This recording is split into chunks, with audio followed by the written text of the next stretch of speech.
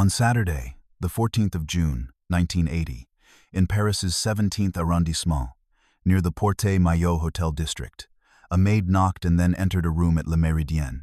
The scene was not cinematic, just linen, carpet, a minibar hum until the body on the bed made the air feel suddenly procedural. Yahya el-Mossad, identified in later reporting as a senior figure tied to Iraq's nuclear effort, had been beaten to death. The killer was never formally identified in the public record. In the months that followed, the story was treated like an isolated crime, and that was exactly what made it useful, a private act that prevented the world from seeing it as policy. In later reconstructions, Western services suspected Israeli involvement. Other sources did not resolve it. A year later, the quiet gesture would return in another form because the most dangerous work often begins with steady hands and no witnesses. By Tuesday, the 18th of November, 1975, in the language of official paperwork and diplomatic ceremony, a cooperation agreement for the peaceful use of nuclear energy between France and Iraq was already being treated by different audiences as two different objects, a research project or a future weapon. A declassified United States chronology later recorded the signing date and noted that the final signature date is often cited as August 1976, a small ambiguity that matters because proliferation fights are often fought inside calendars. The personalities arrived early. Iraqi power was centralized around Saddam Hussein, then rising toward full control. French policy was managed through ministries that could treat reactor exports as prestige, commerce, and influence. The public framing stayed technical megawatts, safeguards, shipments, because technical language is the cleanest disguise a state can wear. The reactor was designated Osirak by France, named after Osiris, the Egyptian god of the underworld and resurrection. The Iraqis would call it Tammuz I, after the Babylonian god of agriculture and rebirth. Both names carried mythological weight, but neither captured what the facility would come to represent in the calculations of foreign intelligence services. In Tel Aviv and Jerusalem, the agreement registered differently. Israeli intelligence analysts began tracking the project's progress with the understanding that any nuclear capability in hostile hands represented an existential question.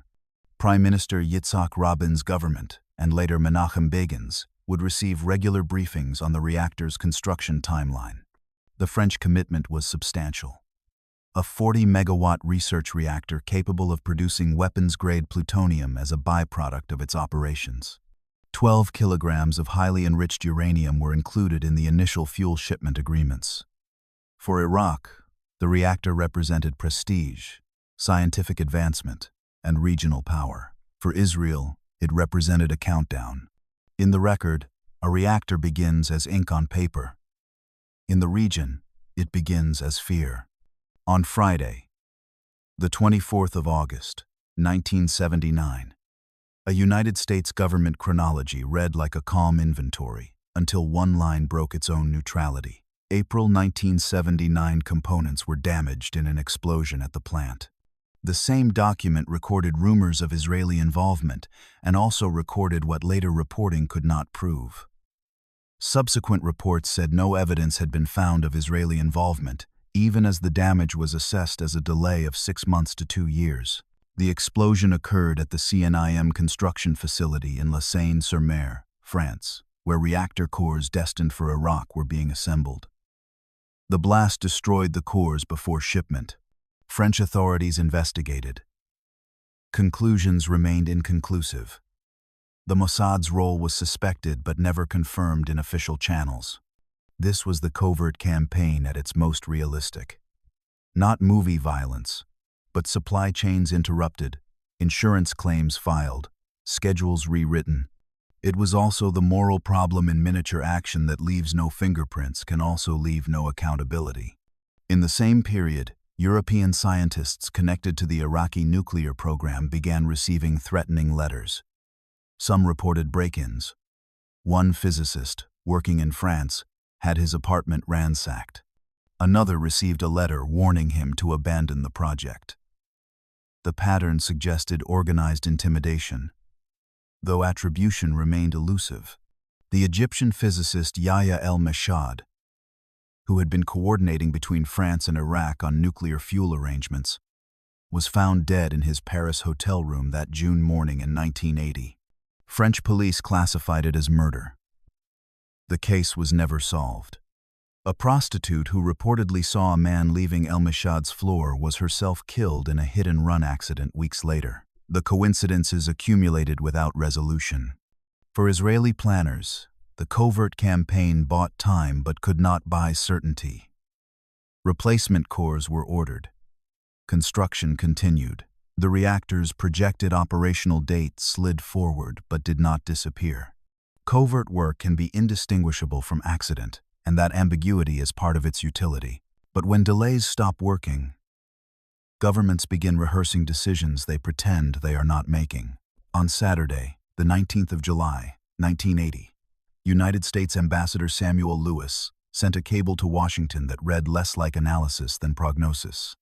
Believing there was no more dangerous issue than this one, he warned that unless policy changed, Israelis might feel compelled toward unilateral action, possibly through clandestine methods or even a preemptive conventional strike, regardless of consequences. Lewis had been ambassador to Israel since 1977. He understood the country's security calculus with unusual clarity. His cable reflected conversations with senior Israeli officials who were no longer speaking hypothetically about the Iraqi reactor. This was the cover life of a preventive attack. Months of conversations that never became commitments. Reassurances that never became guarantees. Inside Israel's decision system, debates circulated intelligence, diplomacy, and military feasibility without the public's consent and often without the public's knowledge.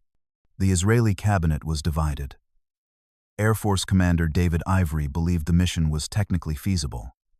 Intelligence Chief Yehoshua Sagai expressed doubts about the intelligence justifying such dramatic action. IDF Chief of Staff Raphael Eitan supported the operation. Deputy Prime Minister Yigael Yadin opposed it. The debates continued through 1980 and into 1981. Prime Minister Menachem Begin drove the process forward. A Holocaust survivor who had lost family members in the Nazi genocide, Begin viewed the prospect of a nuclear-armed Iraq through the lens of Jewish vulnerability. He reportedly told advisors that he would not allow another generation to face annihilation. The diplomatic track yielded nothing. Israel appealed to France to halt the reactor sale. France declined. Israel raised concerns with the United States. The Carter administration, preoccupied with the Iran hostage crisis and its own political difficulties, offered no actionable response. Italy, which was providing hot cells capable of separating plutonium, was similarly unresponsive to Israeli concerns. By late 1980, the question had narrowed. Diplomatic pressure had failed, covert disruption had delayed but not stopped the program, and the reactor was approaching completion. The operational planning that had been theoretical became urgent. Deterrence fails quietly first through meetings that end with nothing decided. The target was not a person in a cafe. It was a dome of concrete, and it had a deadline. By Tuesday, the 30th of September, 1980, the target already had a history of being targeted. Iranian aircraft had struck the Tuwaitha nuclear complex in the opening weeks of the Iran-Iraq war, damaging peripheral facilities though leaving the reactor core intact. Later reconstructions preserved an Iraqi framing that the reactor was not intended against Iran but against the Zionist entity. The Tuwaitha Nuclear Research Center sat approximately 18 kilometers southeast of Baghdad, in a bend of the Tigris River. The Osirak reactor was the centerpiece of a larger complex that included a smaller French-supplied research reactor called ISIS and Soviet-provided facilities from an earlier era of Iraqi nuclear ambition. The site's significance was not only what it contained, but how it was described. International safeguards, research language, technicians moving in and out. Iraq was a signatory to the Nuclear Non-Proliferation Treaty. The reactor was subject to International Atomic Energy Agency inspections. These facts would become central to the international legal response after the strike. Israel did not dispute that the reactor was under safeguards. Israeli officials argued that safeguards were insufficient, that Iraq could divert material between inspections, and that the reactor's capacity to produce plutonium represented an unacceptable risk, regardless of treaty status. Saddam Hussein made statements that Israeli analysts interpreted as confirmation of hostile intent. In one speech, he reportedly declared that the Arab nation should have a nuclear weapon to counter Israel's presumed arsenal. Whether this represented actual weapons intent or rhetorical posturing for domestic and regional audiences remained debated among analysts. The French engineers working at Tuatha numbered approximately 150 at the project's peak. They lived in a compound near the reactor site, commuting to work on the technological transfer that France viewed as legitimate commerce and Israel viewed as existential threat. For Israeli planners, the facility presented specific challenges. It was located deep inside Iraqi territory, beyond the range of a simple strike mission. Jordanian and Saudi airspace lay between Israel and the target. Iraqi air defenses, while not top tier, were substantial. The reactor building itself was reinforced concrete, requiring direct hits with heavy ordnance. The target's routine was what made it survivable, until routine became countdown. Israel's problem was not whether the reactor existed. It was when the reactor would become untouchable. In Israel's 8th of June, 1981 public statement issued immediately after the strike, the government claimed it had sources of unquestioned reliability and asserted intelligence gave two possible completion windows, early July 1981 or early September 1981. The statement argued that once operational, no Israeli government could strike without risking a huge wave of radioactivity over Baghdad. This was not merely justification, it was a theory of time as weapon. Israel framed the mission as forced by physics and ethics attack before the reactor went hot to avoid civilian catastrophe, while critics framed the same logic as retrospective rationalization. Both perspectives would endure in historical debate. The intelligence assessment rested on multiple streams. Human sources inside the Iraqi program, signals intelligence, satellite imagery, and reports from friendly services. The exact composition of the intelligence picture remained classified. But Israeli officials expressed high confidence in their timeline estimates. The operational window was narrow in another sense. Israel's political calendar intersected with the mission planning. National elections were scheduled for late June 1981. Begin faced a difficult re-election campaign against Shimon Peres and the Labor Party. Critics would later suggest the timing was influenced by political considerations. Supporters argued the operational window dictated the schedule. The going-hot threshold represented a moral and practical boundary. A reactor containing irradiated fuel could not be attacked without dispersing radioactive material over a wide area. The Iraqi facility would contain French technicians during working hours. These considerations shaped both the timing and the targeting of the eventual strike. Israeli scientists calculated blast effects and radiation dispersal patterns. Military planners coordinated with physicists to ensure the strike would destroy the reactor without creating the radiological disaster that attacking an operational facility would cause. The debate extended beyond pure intelligence assessment. Some Israeli officials questioned whether Iraq would actually develop nuclear weapons, even with an operational reactor. The path from research reactor to deliverable weapon was long and uncertain. Others argued that even a small probability of an Iraqi bomb justified preventive action. In preventive war, deadline becomes the moral alibi, and sometimes the moral trap. The window would close. A decision was required.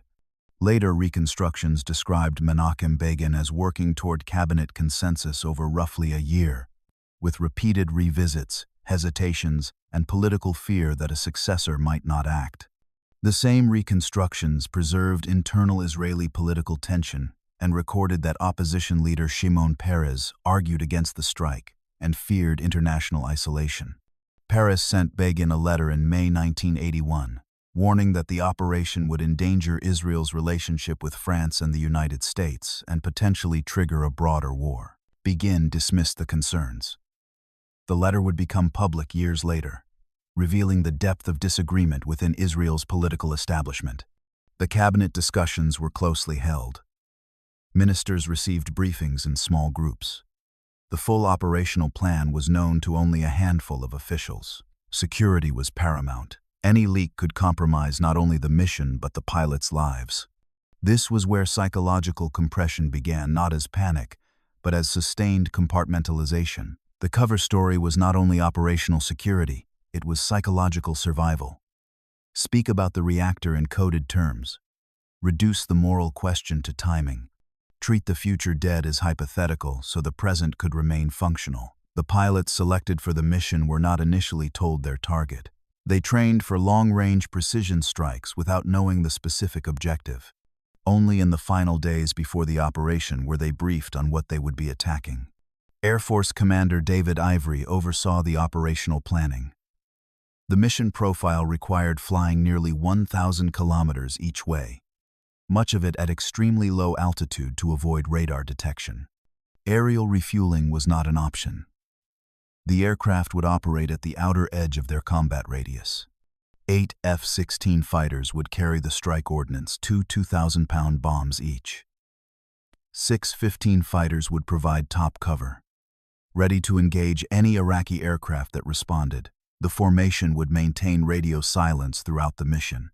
The pilots rehearsed over the Negev desert, practicing the precise attack profile they would execute over Baghdad. They flew at altitudes low enough to kick up sand, learning to hold formation in conditions that would be punishing over the long transit to Iraq.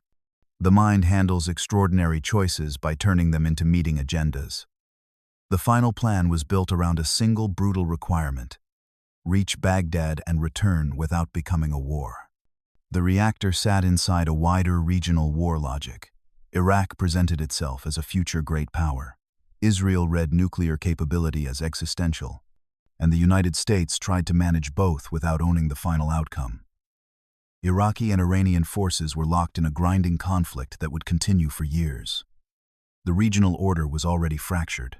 On Sunday, the 7th of June, 1981, later accounts described the launch point as Etzion Air Base, located in the Israeli-occupied eastern Sinai near Eilat. Reconstructions reported Israeli F-15s and F-16s departed just before 4 in the afternoon and flew low and level toward Iraq. The timing was deliberate. Sunday was chosen because the French technicians would not be at work, a decision that reflected concern about civilian casualties even within an operation that would be condemned internationally. Late afternoon meant the sun would be behind the attacking aircraft as they approached from the west, complicating Iraqi visual acquisition. Etzion had been developed as part of Israel's Sinai infrastructure, soon to be returned to Egypt under the Camp David peace treaty. Within months, the base would no longer exist as an Israeli facility. The mission launched from territory that was itself in transition. Here, the domestic gesture was institutional rather than personal. Checklists, instrument panels, glass cleaned, straps tightened, routine behaviors that let people pretend they were not about to change history. The pilots had eaten an early lunch. Some had written letters to family members, to be delivered if they did not return. Mission Commander Ziv Raz led the formation. The 8 F-16 pilots ranged in experience from veterans to younger officers. All had been selected for their precision flying abilities. The mission demanded not courage, but accuracy. As the aircraft climbed away from Etzion and turned east, they carried 16 2,000-pound Mark 84 bombs configured for delayed detonation, allowing the weapons to penetrate the reactor dome before exploding. The 15 escorts carried air-to-air missiles for any Iraqi interceptors. The strike package was airborne. Now, the most important weapon was not the bomb, but invisibility. By Sunday, the 7th of June, 1981, somewhere between the Gulf of Aqaba and the Iraqi desert, the mission became a study in what the record cannot fully capture. Many retellings described deception measures and low-altitude profiles. The core verifiable fact was simpler. The aircraft reached Tuwaitha with surprise intact, suggesting Iraqi detection and response were delayed or ineffective. The flight path crossed Jordanian and Saudi airspace without authorization. The aircraft flew at approximately 30 meters altitude, below radar coverage, burning fuel at rates that left little margin for error. Navigation was by inertial systems and dead reckoning. Satellite guidance did not yet exist for tactical aircraft. Jordanian radar operators reportedly detected unusual activity but could not identify the formation. King Hussein, according to some accounts, attempted to warn Iraq but could not reach Iraqi authorities in time. The Saudis detected nothing. Iraqi air defense radar, oriented primarily toward the Iranian threat to the east, did not register the incoming aircraft until they were nearly at the target. This chapter emphasized what tradecraft means in an air operation: radio discipline, navigation planning, deliberate reduction of signatures, actions that did not require invented dialogue to feel real. The psychological pressure was equally procedural. A pilot cannot debate morality at altitude. He can only hold formation, watch fuel, and obey a timetable built by others. The flight took approximately 90 minutes each way. For the pilots, the time passed in a combination of intense concentration and physical discomfort. Low-altitude flight in desert conditions meant turbulence, dust, and heat. The cockpits were functional spaces designed for combat, not comfort. Approaching Iraq, the formation began its climb to attack altitude. The pilots could see the Tigris River below, the geometric patterns of irrigated agriculture, the outskirts of Baghdad in the distance. The reactor dome became visible, a distinctive white hemisphere against the desert. The 15 escorts fanned out, scanning for Iraqi interceptors. None appeared. The Iraqi Air Force, engaged in daily combat with Iran, had no aircraft positioned to defend Baghdad's southern approaches at that moment on that afternoon. Silence was not absence here. It was a weaponized form of control. When the jets finally climbed, it was not for drama. It was for identification and release. At the moment, the mission converted from risk to irreversible fact. Competing accounts preserved different clocks. Some reconstructions reported the attackers popped up at 5:35 in the afternoon local time, and cited an Israeli Defense Forces statement claiming, "In 1 minute and 20 seconds, the reactor lay in ruins." Declassified summaries described 16 bombs dropped by 8 F-16s, escorted by 6 F-15s, with little Iraqi resistance. The attack profile was a diving delivery. Each F-16 approached the target at approximately 35 degrees, releasing its 2 bombs in sequence before pulling up and away. The Mark 84 bombs were unguided but accurate at these ranges. The pilots had practiced the exact parameters hundreds of times. The first bombs struck the reactor dome, penetrating the concrete before their delayed fuses triggered detonation. Subsequent weapons followed in rapid succession, each pilot placing his ordnance on the already damaged structure. The dome collapsed inward. Secondary explosions indicated the destruction of internal components. Anti-aircraft fire began only after the first bombs had hit. Iraqi gunners, surprised by the attack, fired without effective radar guidance. Tracer rounds arced across the sky, but the Israeli aircraft were already aggressing at high speed and low altitude. The 80 seconds encompassed individual decisions compressed into automatic behavior: dive, release, recover, rejoin. Whatever debate had existed in cabinet rooms was gone. What remained was geometry: dive angles, release intervals, impact points, concrete failing.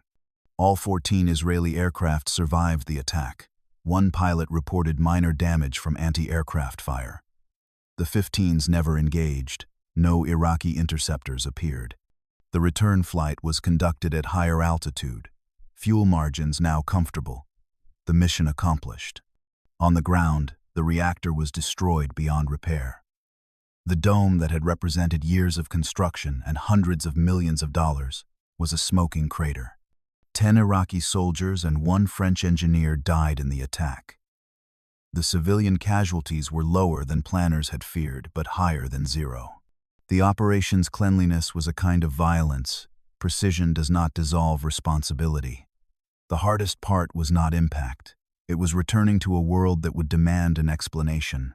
On Monday, the 8th of June, 1981, Israel issued its formal public justification, insisting it acted to prevent an Iraqi bomb project and arguing it struck before the reactor became operational to avoid radiological catastrophe. Prime Minister Begin held a press conference. The government statement was read on Israeli radio. The justification rested on self-defense.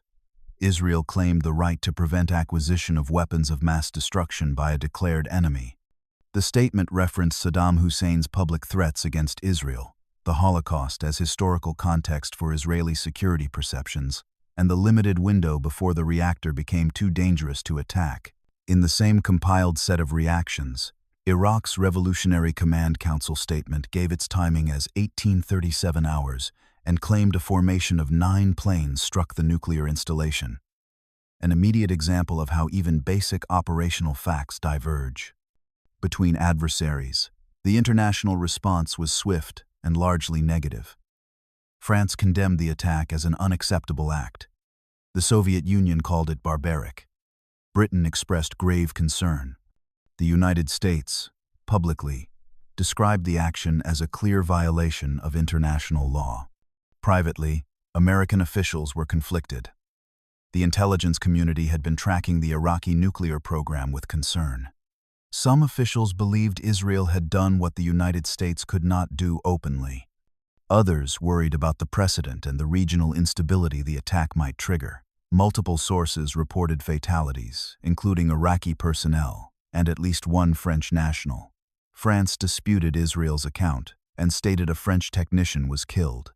The French government announced it would not rebuild the reactor but demanded compensation and an apology it would never receive. Arab states condemned the attack unanimously. Even Egypt, which had signed a peace treaty with Israel 2 years earlier, joined the condemnation. Iraq demanded international action. The matter moved to the United Nations Security Council. The mission ended in the air, but it began again in language law, justification, denial. The world now moved the battlefield to New York, into microphones and resolutions.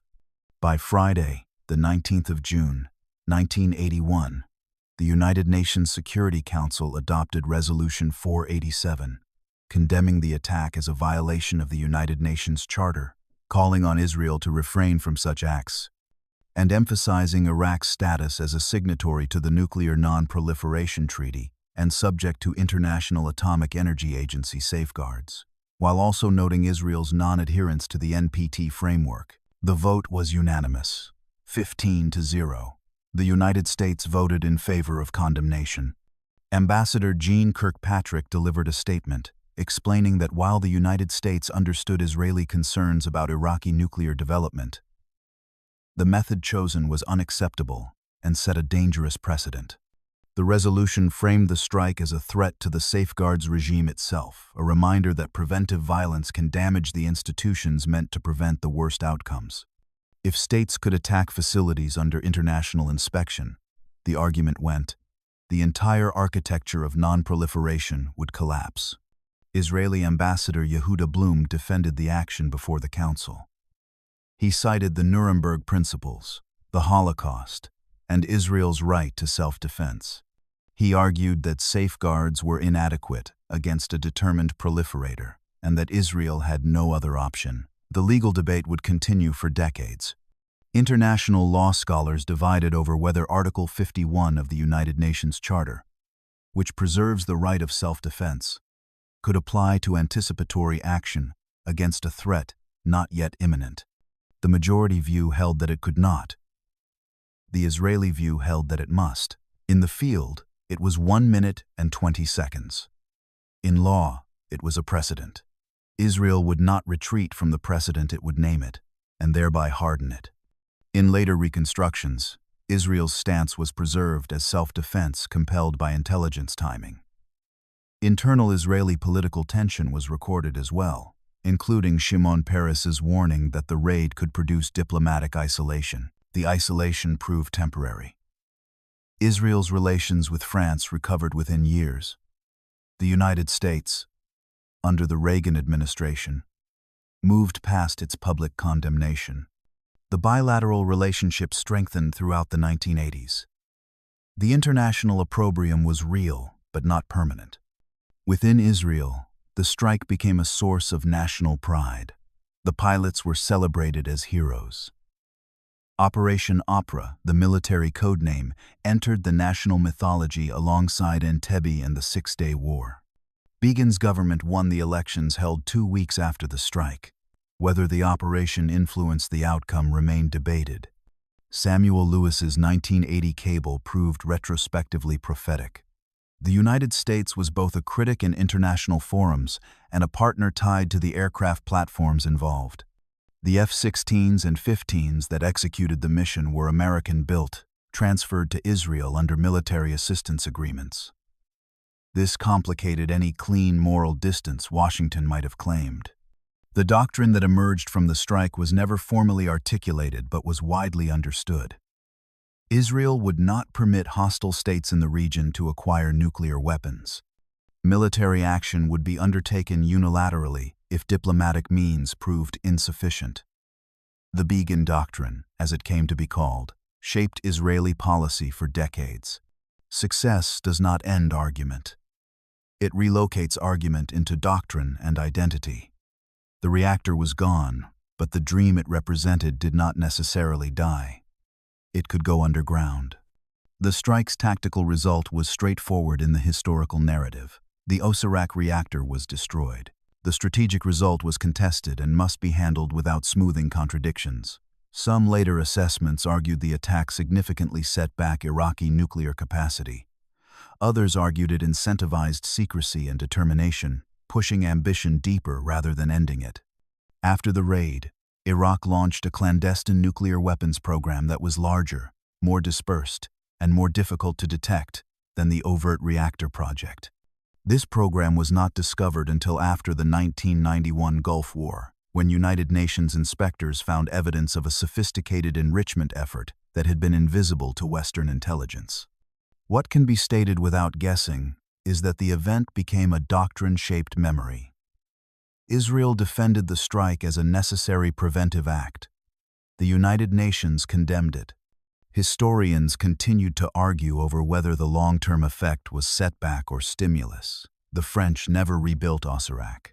Iraq's nuclear ambitions did not end in the rubble of Tuaitha, but transformed into something harder to target.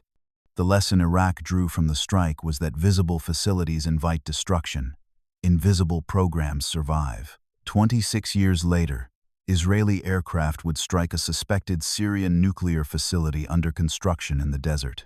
The operation was never officially acknowledged but followed the same logic. Preventive destruction of nuclear capability before it could mature. The Begin Doctrine persisted. The evidence of what happened on the 7th of June, 1981, remained clear. Photographs of a broken dome, official statements on paper, flight records preserved in military archives. What that evidence meant, whether it represented wisdom or recklessness, security or instability, remained unresolved. A piece of official paper lay flat under fluorescent light. The ink was crisp. Behind it, in a grainy photograph, the reactor dome was a dark puncture in pale concrete, one clean hole that contained a decade of arguments. The hotel room in Paris had been cleaned. The desert had absorbed the sound. The calendar no longer needed to pretend.